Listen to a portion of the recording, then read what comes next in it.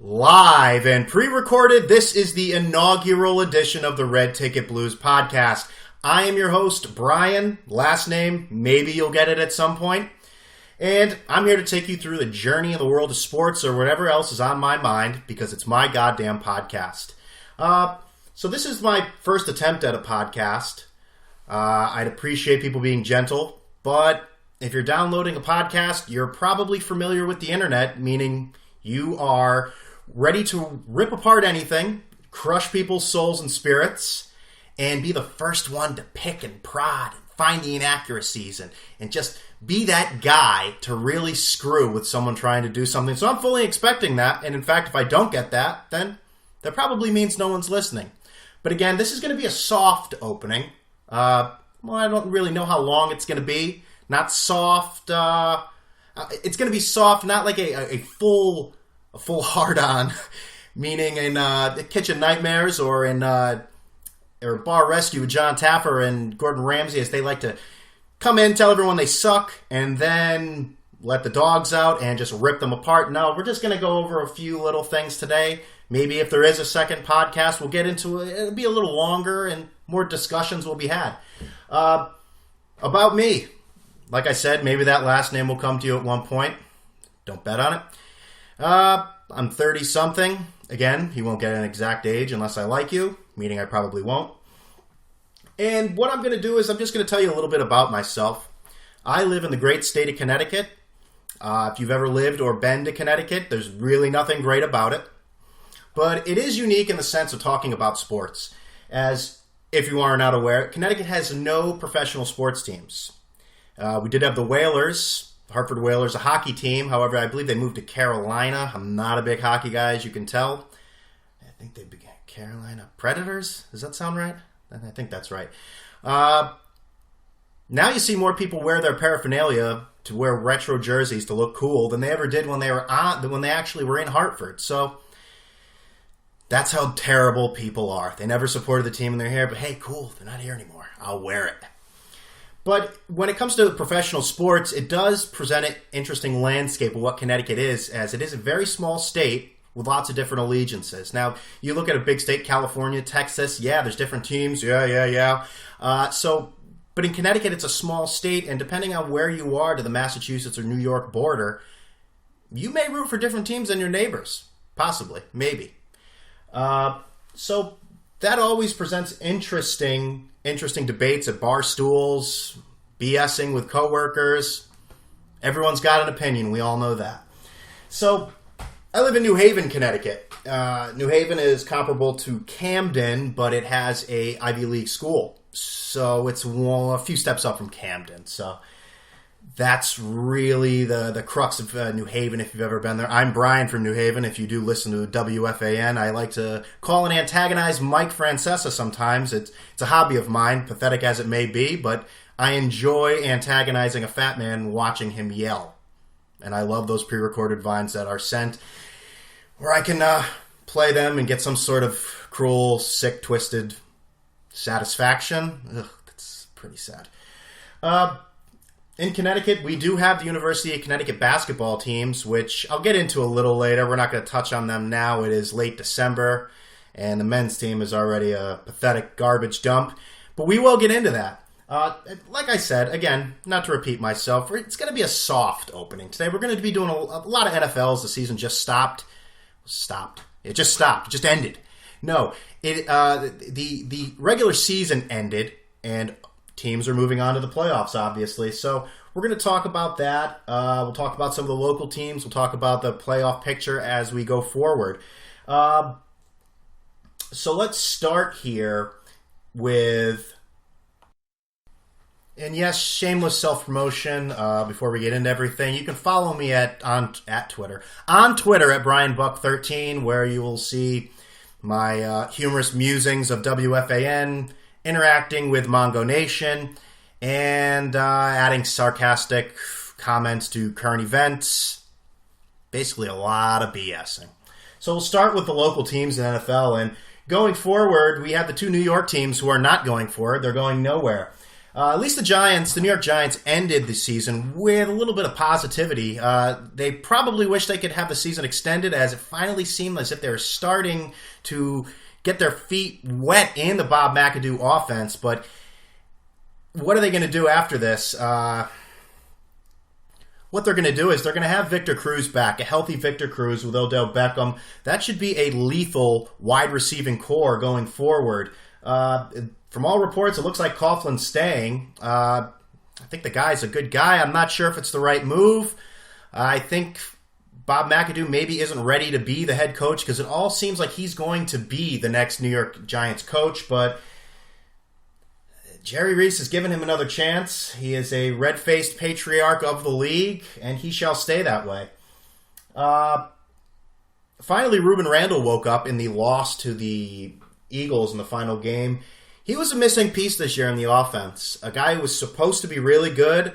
Fantasy leagues, fantasy pundits told us that he was going to be good. He was not. Yesterday, he went for 158 yards. He's still 23 years old, so obviously the Giants are going to keep going with him. He was a high draft pick, and they're not going to let him go, but I tell you, he underperformed big time, so I'm not really sure what they're going to do, but they will have to do something going forward. Hopefully Randall can actually be a productive member for the entire season. You have to look at Eli Manning. He had a great year. There's no doubt about that. He had one of his best years in quite a few. One of his best years in quite a few years. Still working out the kinks. Red Ticket Blues. He's 33 years old. He's going to be 34 when the season starts. He had 30 touchdowns last year, the second best of his career. Last year of his contract he's on. So where does Alicia Nelson Manning go from here? I don't know. There's only one quarterback that's won a Super Bowl after the age of 32, and that is the immortal Brad Johnson with the Tampa Bay Bucks. I don't think Eli seems very concerned about it. I just got a text here. Well, an update, CBS Sports. The Yankees continue shedding salary by trading Sean Kelly to Padres. Oh my God, what will they do without Sean Kelly? Anyways, back to the regular scheduled program. You just got to go with Eli, see how this season goes, and what his future with the Giants will be afterwards. We'll have to wait and see. Cruz and Beckham, they're going to be a lot of fun to watch next year. I like Beckham. He's got to tone it down. And that's not just the old white guy in me. But he's going to get himself hurt. Teams do not like being disrespected by loudmouth rookies and second-year players, which he'll be next year. I don't know if he really has a patented dance, but I'm against all patented dances. They're stupid, they're juvenile, and I find them dumb, and they're very close to almost like wrestling. It's like, oh, well, you did my move, well, I'm going to do your move. So it's stupid, and grow up. Yes, I'm an old man, get it? With the Jets today, Jets looking forward to next year. The Jets, obviously, they shed their head coach and general manager, their head coach, Rex Ryan. You know, he's a fun guy to listen to, fun guy to watch, always has great sound bites. The fans love him, the players love him. But, you know, he's a terrible in-game manager, awful timeouts at the worst times, just not, doesn't manage a game well. I know he's not the offensive coordinator, but he's got to have some input on that offense, just terrible play calling at times. Yeah, you can blame it on Morningwig, that's fine, the offensive coordinator, Marty Mortonwig, you can do that, but Rex has got to be held accountable a little bit, and John Idzik obviously doesn't look like he knows what the hell he's doing if he doesn't know his ass from his elbow. And once he had that fire Idzik sign, yes, it's stupid. It's something the fans obviously had a lot of fun with, but you can't sell a product when you have a billboard saying "fire the GM." I'm sorry, especially a GM that has $20 million under the cap while his team was awful. It's beyond. It's nonsensical, is what it is. It's beyond comprehension. So, where do they go from here? I'm not going to sit here and tell you like I know which coach. I could throw out the usual suspects: Gruden, Cowher, Harbaugh. Yeah, Harbaugh already signed, but I still heard people calling WFAN thinking that they should be interested in Harbaugh, even though he signed with Michigan. The idiocy of callers, it reigns supreme at times. Coffee. I don't know what to say with that team. They need a new quarterback, which is sort of repetitive over year after year. Geno stinks. Michael Vick's disinterested.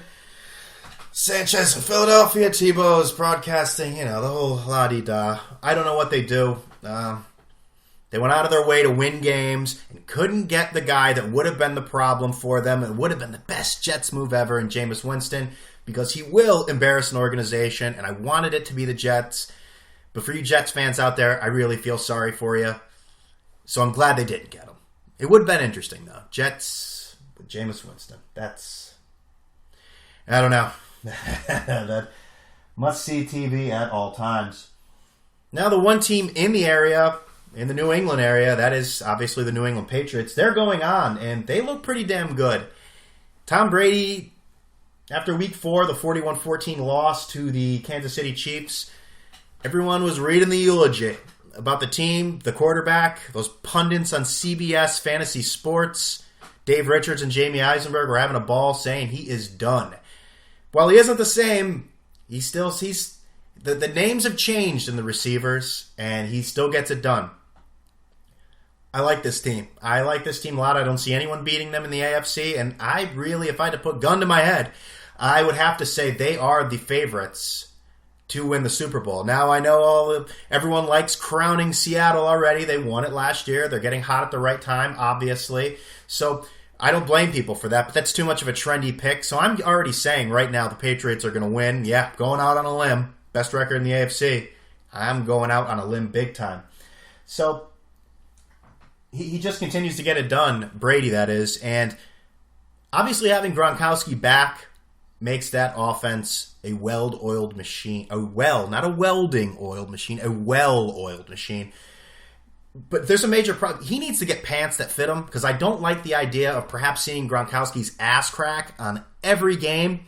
Not that I'm focusing on it, which I'm sure, again, at BrianBuck13, you will tell me that I'm focusing on Rob Gronkowski's butt crack. But I'm tired of seeing, can you get the man some pants? I'm not interested. I'm just not interested. I'm sorry. So that's where we go from here. The two New York teams sit on their ass doing nothing and being spectators like the rest of us. So we move on. What does the playoffs look like? What does the playoff looks like? Is that even English, Brian? What do the playoffs look like for the NFL? Well, Black Monday arrived today. Before we even get into the playoffs part, and obviously we spoke, Rex is gone. Harbaugh, while he's not gone, they parted ways. All the NFL insiders had to tweet us at the same time with the same quote. So your timeline was filled with about 15 quotes. They've parted ways. We get it. You're not the first one. You were all the first. You guys all get a medal. Did a great job. So Rex is gone. Mike Smith is gone. And Mike Smith almost had to go out. He did it his way. Yes, they were losing. The Atlanta Falcons were losing to the Carolina Panthers yesterday. 34-3, minute 15 left. Obviously, they weren't going to come back and win the game. But you at least try. But what does Mike Smith do? Mike Smith, yes. Mike Smith's running the ball. He's running the ball because he's Mike Smith. I talked about Rex being a bad game manager. Mike Smith puts him to shame. So now he's unemployed. And I'm sure owner Arthur Blank loved every second of it. Because Mike Smith is a terrible head coach. And it's amazing that he's lasted as long as he did. Also booted was Mr. Trestman and Mr. Emery from the Chicago Bears. That team is just I don't know what to say, such a great offense that does nothing. Really disappointing here for the Bears. A lot of people saying Rex could fit in well there. I don't know. We'll see about that.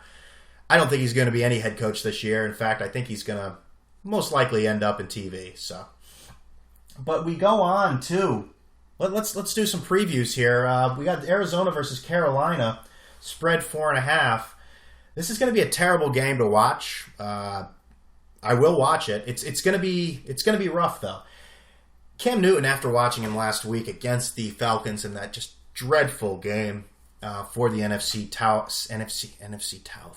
South crown. I mean, can he be more of a horse's ass with his celebrations? Back to the patented celebrations of him and his stupid Superman thing. There was a good 5 to 7 seconds of posturing and dancing before we even got to the recycled Superman dance or shirt rip. We're all very impressed, Cam. It was really, really impressed. Guy's a jerk. Sorry. But that team is getting hot at the right time. I guess hot. I use that term very loosely. I don't know what to say. But they are playing a team whose quarterback is Ryan Lindley. As of right now, this is being recorded on Monday. So live and pre-recorded is on Monday. So Ryan Lindley still is the starter as Drew Stanton's status has not been updated. So this is just this is right for the pickings for the Panthers. I don't think the Cardinals are going to win this game. And unfortunately, that great year that they're going to have, they're going to get booted in the first round. I'm going to take Carolina with the points because, I obviously have a large background of losing money. That's really the only education and knowledge I have to give my endorsement for that pick. So I'll take Carolina with the points of 4.5.